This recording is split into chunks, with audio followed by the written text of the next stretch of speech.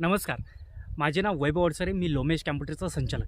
शेतकरी मित्रांनो, तुम्ही फार्मर आय डी काढला आहे का? नाही काढला असेल तर तुम्हाला शेवटची तारीख म्हणजे 20 मे.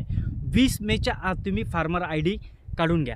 ज्या शेतकरी बांधवांनी फार्मर आय डी काढलेला आहे पण मला अद्यापही फार्मर आय डी नंबर माहिती नसेल तर त्यांनी गुगलवर जाऊन तुमचा फार्मर आय डी नंबर हा काढून घ्या.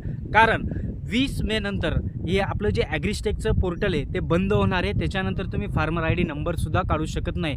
किंवा ज्या शेतकरी बांधवाने म्हणजे जे वनपट्टाधारक जमीनधारक असतील त्यांनी जर अजूनही फार्मर आय डीची रजिस्ट्रेशन केलं नसेल किंवा फार्मर आय डी नोंदणी केली नसेल तर त्या शेतकरी बांधवांनी लवकरात लवकर 20 मेच्या आत फार्मर आय डी आपला काढून घ्या.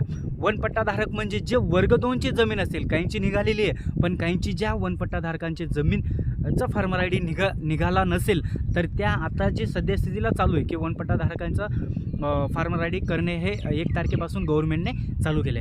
तर शेतकऱ्यांना एकच विनंती, तुम्ही 20 मेच्या आत तुमच्याकडे फार्मर आय डी नंबर नसेल तर जो फार्मर आय डी नंबर आपल्या नोटबुकमध्ये काढून ठेवा किंवा त्याचं कार्ड बनवून ठेवा. व दुसरा, ज्या शेतकरी बांधवांनी अद्यापही फार्मर आय डीसाठी नोंदणी केली नसेल त्यांनी 20 मेच्या आत आपली नोंदणी पूर्णपणे करून घ्या.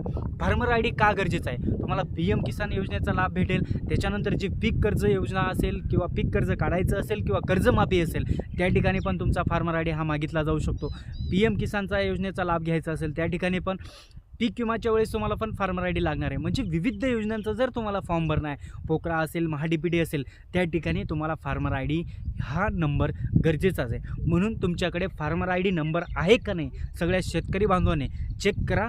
व तुम्ही जर आमच्या यूट्यूब चॅनलला नवीन आला असाल तर लाईक, शेअर आणि सबस्क्राईब करायला नक्कीच विसरू नका.